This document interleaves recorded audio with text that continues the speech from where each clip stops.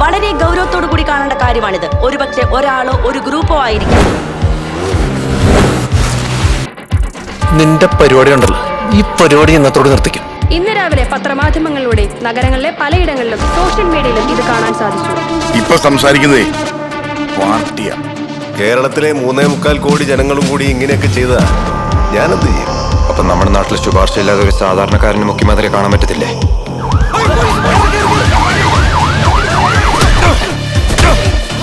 ഈ റോയ്ക്ക് ഒരു മോനേ ഉള്ളൂ.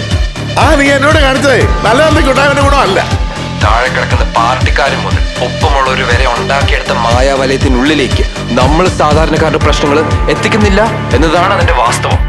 എനിക്ക് എങ്ങനെയെങ്കിലും മുഖ്യമന്ത്രിയെ കാണണം. അതുവരെ എന്റെ ഈ പ്രതിഷേധം തുടരും.